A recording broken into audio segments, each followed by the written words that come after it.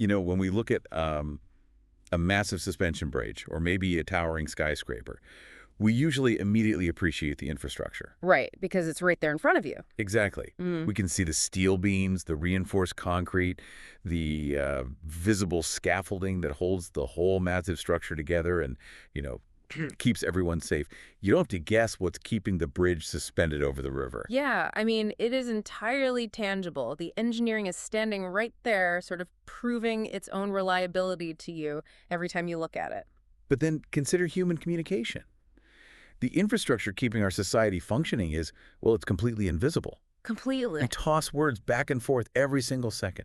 I mean, we are drafting legal contracts, diagnosing complex medical conditions, negotiating treaties, or, you know, just texting a friend, and we blindly assume the bridge is going to hold. We really do. We assume the meaning I send is the exact meaning you receive, but the actual scaffolding, keeping our language from collapsing into total chaos, it's just sitting quietly on a shelf. Or, let's be real, more likely these days, it's a permanent tab on your browser. Right. We are, of course, talking about the dictionary and the thesaurus. The ultimate invisible infrastructure. I mean, we take these reference tools completely for granted until that specific moment we encounter a word we don't know or, you know, we need to find a better word to express a thought. Yeah, that sudden block. Exactly.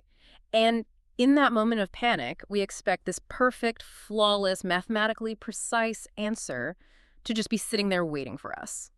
Well, today's deep dive is for anyone who wants to understand how that invisible scaffolding is actually built. To figure this out, we are pulling from a really fascinating stack of sources. It's a great mix today. It really is. We've got historical archives of the very first lexicographers, classic literary essays like David Foster Wallace's famous piece on American usage, and crucially, we are digging deep into nursing entrance exam prep guides for the TEAS and the HESI. Which might sound like an unexpected combination at first. Right. But whether you are a curious learner who just loves language or you are a nursing student studying for those high-stakes exams, our mission today is exactly the same. We are exploring how we actually decode meaning, how we discover synonyms, and really how we navigate the very foundation of human communication. And peeling back the curtain reveals a process that is infinitely messier, more subjective, and honestly more dramatic than most people ever realize. Oh, the drama is what surprised me the most. Yeah. Just as a teaser from the archives we're looking at, the original Oxford English Dictionary took an astonishing 71 years to complete. Wow. Yeah, 71 years. That massive project literally outlived many of its original contributors. And the Thesaurus. It wasn't invented by some, you know, boring committee of grammarians. Not at all. It was created by a single physician as a private, highly personal coping mechanism for his own severe depression. When you dig into the history, it just completely shatters this illusion we all carry, that reference books are these cold, mechanical, authoritative lists that just descended from the sky. Right. They are deeply, wonderfully human projects full of flaws and personal agendas. Okay, let's unpack this. Yeah. Because I want to jump straight into the biggest illusion of all. We all know the basics, right? We know a dictionary gives us pronunciation, etymology, parts of speech. Sure. But the great illusion, the trap we basically all fall into, is this underlying belief that the dictionary is the ultimate rule book for the English language. Oh, absolutely. If you ask almost anyone on the street, they will tell you the dictionary is the absolute authority on what is strictly correct and what is incorrect. And that misconception is essentially the defining tension of modern linguistics. Really? Yeah. I mean, for a large part of the history of English lexicography, dictionaries were indeed treated exactly like rulebooks. The technical term for this is prescriptive. Prescriptive, okay. Right. They were viewed as the arbiters of correctness, literally prescribing how you must speak and write if you wanted to be considered educated. But if you talk to professional lexicographers today, What do they say? they overwhelmingly describe their own work as descriptive. They are not writing the laws of language. They are merely documenting the reality of how language is currently being used by the public. Wait, I want to make sure I'm visualizing this correctly.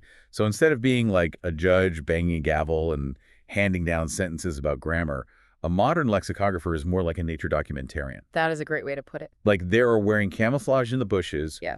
aiming a camera at teenagers using slang or scientists inventing new jargon, and just quietly taking notes on what they observe in the wild. That is the perfect metaphor. Yeah. And the mechanism they use to do this observation is something called a citation file or a corpus. Okay. So in the past, This meant millions of actual physical index cards. Today, obviously, it's massive software databases that scrape newspapers, academic journals, novels, and, social media. They're scraping everything. Everything. Lexicographers read millions of real sentences to track how a specific word is actively being used in the real world. And once they see a consistent pattern, once a word is being used by enough people and enough varied publications over a sustained period of time, they write a definition that simply describes that usage. Oh, wow. Yeah, the dictionary doesn't bless a word to make it real. The word earns an entry because it's already functioning as real communication. But wait, if they're just describing whatever people do, doesn't that completely destroy the guardrails? How do you mean? Well, if enough people start using a word completely wrong, or they just make up a nonsense word, does the dictionary just shrug its shoulders and say, well, I guess that's a word now, let's put it in print? You are hitting on the exact anxiety that caused one of the most famous public controversies in American publishing history. Oh, the 1961 thing from the sources. Yes. Let's look at the year 1961. The Merriam-Webster Company publishes Webster's third new international dictionary. The editor-in-chief was a man named Philip Gove, and he built this specific edition on incredibly strict descriptivist principles. Okay. His philosophy was simple. If a word appeared often enough in real, edited writing, it went into the book. He believed lexicographers shouldn't make moral judgments about vocabulary. And according to our sources, the public completely lost their minds over one specific inclusion. Oh, the absolute flashpoint was the word ain't. Ain't. Right. Webster's third included an entry for ain't, noting objectively that it was used orally in most parts of the United States. But here is the critical part. They did not slap a giant waving red warning label on the entry stating this is substandard and incorrect. They just left it as is. They just reported its existence. Man, if people viewed the dictionary as the ultimate rule book, removing that warning label must have felt like an absolute betrayal. It really did. You expect the referee to blow the whistle, and the referee is just, sitting in the stands eating popcorn. Betrayal is exactly the right word. The uproar was massive. The New York Times published scathing editorials. Prominent literary figures accused the dictionary of abandoning its moral duty to uphold standards. They were genuinely panicking. They really were. They accused Merriam-Webster of letting down the bars on the English language and basically inviting chaos. This cultural panic was so profound that decades later, in 2001, the novelist David Foster Wallace wrote a brilliant essay in Harper's Magazine called Authority and American Usage. Oh, right. The essay from our sources. Yeah, and he specifically used this 1961 ain't controversy to explore the endless, exhausting war between descriptivists who just want to observe language and prescriptivists who want to control it.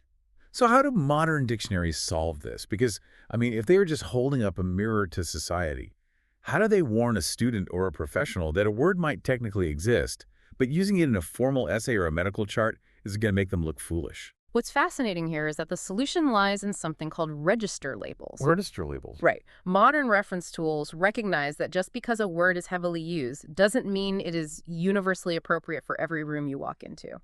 So they add italicized labels like informal, archaic, slang, or offensive. Ah, I've seen those. Yeah, they are essentially saying, yes, this word is actively used in the wild, but our data shows it is only used in highly casual settings. It puts the burden of choice back on you, the user, to match the word to your specific environment. That makes so much sense. It's a tool, not a substitute for your own social awareness. Exactly. Now, if these modern dictionaries are these massive, evolving, descriptive records of humanity, the people who originally built the foundations of this infrastructure must have had incredible ambition. I want to transition from this modern public controversy back to the individuals who first tried to establish that public authority. It is quite the pivot, because the origins of the dictionary and the Thesaurus happened roughly a century apart, and they were spearheaded by two men who were trying to solve entirely different problems. Okay, let's hear it. Well, one was trying to organize a nation, and the other was trying to organize his own mind. Let's start with the push to organize a nation. London, 1755. Samuel Johnson publishes a Dictionary of the English Language. And the historical context from our sources is just crucial here. It really is. Because English at the time, it basically had no authoritative reference point, right? Spelling was essentially just vibes-based, meanings were drifting all over the place, And scholars were actually panicking. Panicking because the French and the Italians already had these prestigious national academies locking down their languages. English writers felt like their language was actively decaying. Enter Samuel Johnson. Right. He essentially steps up to do the job of an entire national academy, mostly by himself. That's wild. He works in a garret on Gough Square in London with just 6 assistants whose only job was copying text. And he arrogantly promises publishers he could finish defining the entire English language in 3 years. Which is hilarious. The sources note it actually took him closer to 9 years. A bit of a miscalculation. Just a bit. But honestly, defining 40,000 words in 9 years by candlelight is still an unbelievable feat. Yeah. How did he actually convince the public to accept his definitions as the new standard, though? The mechanism he used to establish authority was his brilliant use of literature. Johnson didn't just write a mechanical definition and expect you to blindly trust him. Okay. He backed up his definitions using over 100,000 quotations from respected English literature. Oh, wow. Yeah, Shakespeare, Milton, Dryden. If you looked up a word, you saw the exact sentence where Shakespeare used it. He provided literary proof of the word's validity.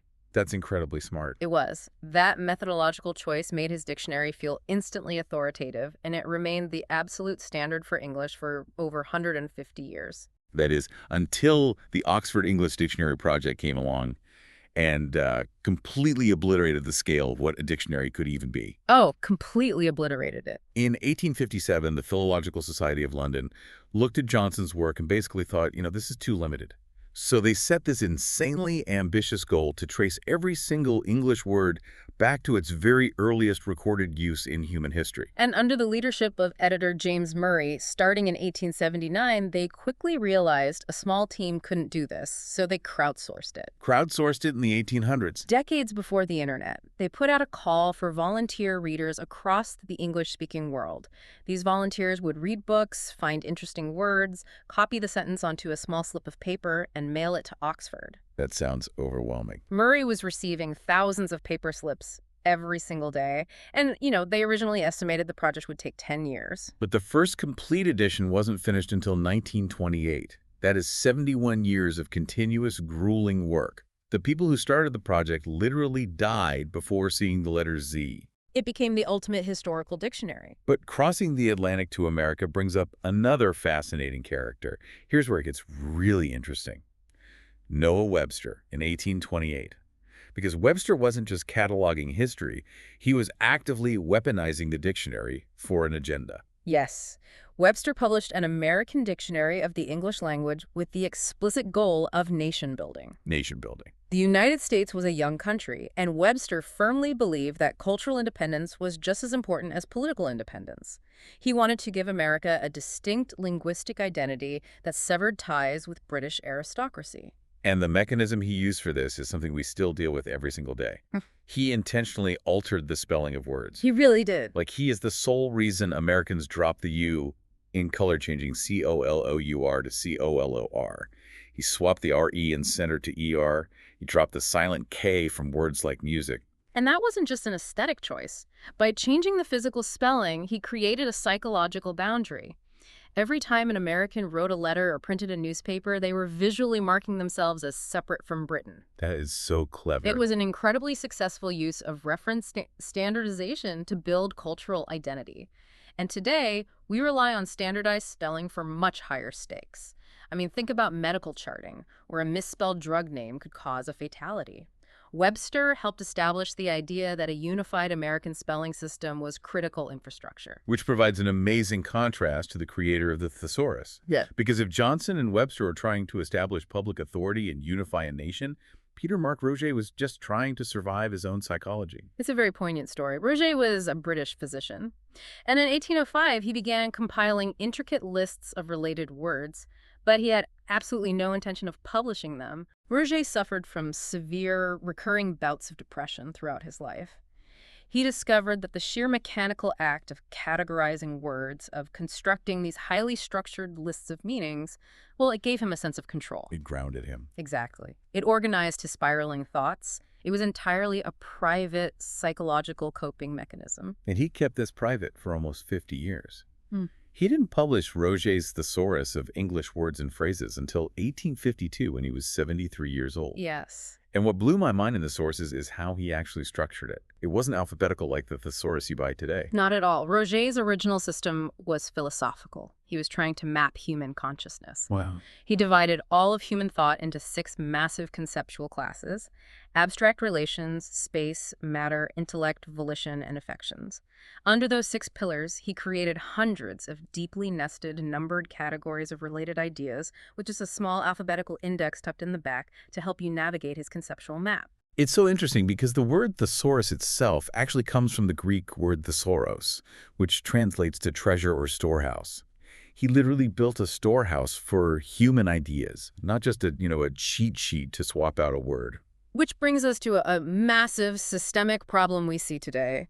Roget built a philosophical storehouse of meaning, but modern users treat the thesaurus like a cheap, transactional word swap shop. A word swap shop. I like that. And our sources point out that this leads to a phenomenon known as thesaurus abuse. Thesaurus abuse. I mean, if you are listening to this right now and you have ever been typing an essay in Microsoft Word, highlighted a word you thought looked a bit too simple, right-clicked, and blindly selected the longest, fanciest synonym from the drop-down menu. You have committed thesaurus abuse. We have all done it. We really have. We think grabbing a bigger word automatically makes us sound smarter, but it routinely leads to catastrophic, sometimes hilarious communication breakdowns, and it stems from a fundamental misunderstanding of what a synonym actually is. Strictly speaking, true synonyms, words that have the exact identical meaning and can be swapped in every possible context, they are incredibly rare in the English language. Really? So what are we actually looking at in a thesaurus? What a thesaurus actually provides are near synonyms. Okay, let's unpack the mechanics of that because this is where the concept of denotation versus connotation comes in. Right. Denotation is the literal, strict dictionary definition of a word. Connotation is the emotional baggage the word carries. You know, the cultural tone, the feeling, the register. So they might mean the same thing technically, but feel completely different. Exactly. Near synonyms might share the exact same denotation, but their connotations are wildly different. The sources provide a brilliant concrete example using the concept of being thin. If you look up thin in a thesaurus, you get a whole cluster of near synonyms, right? You get svelte, slender, lean, skinny, gaunt, scrawny. Right. Denotation-wise, every single one of those words technically means having little body fat. But imagine you are a nursing student doing clinical rotations and you are writing notes in a patient's chart. If you describe a patient as svelte, that carries a highly positive, elegant, almost glamorous connotation. It sounds like they're walking a fashion runway. Exactly. But if you right-click and blindly swap in the word scrawny or gaunt, you have completely changed the medical reality of that sentence. Oh, absolutely. Gaunt carries a deeply negative, alarming connotation of illness or malnutrition. Slender might be neutral. You absolutely cannot call a patient scrawny instead of slender and assume the attending physician will interpret it the same way. You've altered the tone of the medical record. You've completely changed the diagnosis, essentially. Pretty much. And beyond connotation, thesaurus abuse ignores something called collocation. Collocation, what's that? Collocation is the invisible rule governing which words naturally pair together in English. For instance, you can have a heavy rain, but you wouldn't say a thick rain, even though heavy and thick are often synonyms. Right, a thick rain just sounds weird. It clunks. Writers fall into the trap of swapping big for prodigious in a casual sentence, and it just doesn't fit. A thesaurus is designed to help you retrieve a word that is already on the tip of your tongue, a word whose connotation you already understand. It's a reminder tool. Yes, it is not designed to inject completely foreign vocabulary into your brain. So bringing all this theoretical scaffolding down to the ground. So what does this all mean? For the nursing students listening who are prepping for the TEAS or the HESI exams, mastering these invisible tools isn't just a fun intellectual exercise. It is a heavily tested requirement. It is. Why do these exams focus so intensely on reference skills? Because in reading comprehension exams, and more importantly, in actual clinical practice, you are constantly bombarded with familiar words sitting in unfamiliar contexts alongside deeply technical new vocabulary. You have to be able to navigate that ambiguity safely. A classic scenario on the TEAS test involves using context clues to navigate a multi-meaning word. Let's walk through the discharge example from the study guides. Sure, so if you look up the word discharge in a medical dictionary, it has several distinctly numbered definitions. Definition 1 might be to release or dismiss, like a patient being discharged from a hospital. Okay. Definition 2 might be to emit or let out a substance like a wound discharging pus. Definition 3 could be to fire a weapon. Okay, so imagine a test question presents this sentence. The patient was discharged with instructions to monitor the surgical incision for discharge. Right. It's the exact same word, spelled the exact same way, used twice in a single sentence, but relying on two completely different dictionary definitions. And the exam is testing your ability to analyze the syntactical environment. You have to look at the surrounding words to determine that the first discharge is a verb related to leaving the facility, and the second discharge is a noun related to bodily fluids.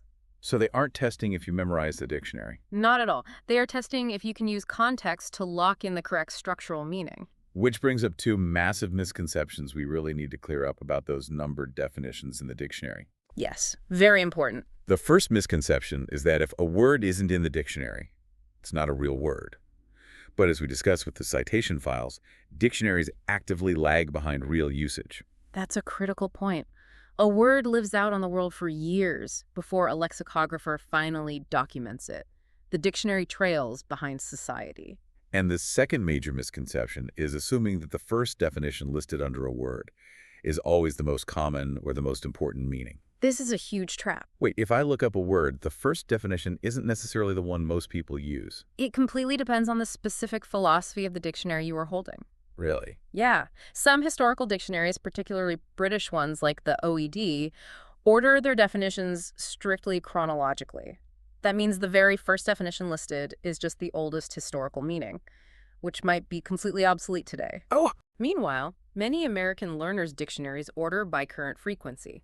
So if a student blindly grabs the first definition on a test without checking the context clues, they might be defining a modern sentence using a definition from the 16th century. That is a terrifying trap for a test taker. Yeah.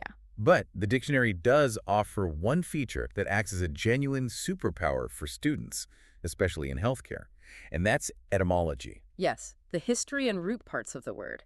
Etymology is where your vocabulary building scales exponentially. The sources highlight the medical term tachycardia. If a nursing student looks that up, the dictionary's etymology section breaks it down. It shows that the Greek root tachy means fast, and tachycardia refers to the heart, fast heart rate. Right. But the magic is that once you extract those roots from the dictionary, you carry that infrastructure with you. The knowledge transfers. The dictionary basically plants the structural seed in your mind. So the next day, if you encounter the word tachypnea in a textbook, you already know tachy means fast, so you can deduce it means rapid breathing. Oh, that makes so much sense. Or if you see cardiomegaly, you know it involves an enlarged heart. You use the dictionary to learn the building blocks, and then you independently decode dozens of new words out in the wild without needing to open the book again. And in fields like medicine, this level of precision isn't just about scoring well on the TEAS exam. Precise language is quite literally safety infrastructure. Taking it back to the big picture, if a nurse misreads a word in a patient's chart or misunderstands a subtle connotation on a pharmaceutical label, that is not an academic typo. Yeah. That is a patient safety error that can lead to a severe adverse event. The reason these nursing programs test reference tool skills so rigorously is that they demand absolute evidence that an applicant can independently, accurately, and safely decode unfamiliar language. Because once they're on the floor, they're going to be drowning in complex clinical documentation, pharmacology texts, and patient education materials. They have to trust their own ability to parse that language. Shared, stable word meanings are the invisible bridge that allows a team of strangers, doctors, nurses, specialists, to communicate reliably when the stakes are literally life and death. And the tools we use to maintain that bridge, the dictionary and the Thesaurus, are far more dynamic than we give them credit for. So to pull all of this together, we've seen that reference tools are not dusty mechanical lists handed down from the heavens. They're intensely descriptive records of our constantly shifting culture. Yes. They were built by obsessive historical scholars, ambitious nation builders shaping American identity, and a physician trying to find mental peace through categorization. And to use these tools correctly, whether you are writing an essay or charting a patient's vitals, you can't just blindly swamp words. You need an understanding of surrounding context, of emotional connotation, and of historical roots. Because we're constantly building and rebuilding this linguistic infrastructure in real time, in fact, modern online dictionaries can track real-time lookup spikes tied directly to breaking news events. Yeah. Whenever an obscure legal or medical term becomes suddenly prominent in public life, you can watch the data spike as millions of people instinctively reach for the dictionary all at once to make sure the bridge of meaning is still holding. People instinctively reaching out to anchor themselves to a shared reality. I love that image. It is powerful. And it leaves me with one final thought for you to mull over. We've established today that dictionaries strictly lag behind real-world usage. They can only record the linguistic history we've already made. Right? So knowing that the citation files of tomorrow are being built today, what words are circulating in your daily life right now, in your text messages, your workplace jargon, your inside jokes that are completely undocumented but will force lexicographers to update their dictionaries a decade from now? The language is actively shifting under our feet as we speak, and we are the ones writing the next edition without even knowing it. Thank you so much for joining us on this deep dive. Keep noticing the invisible infrastructure around you, keep questioning the precise meaning of the words you use every day, and we'll catch you next time.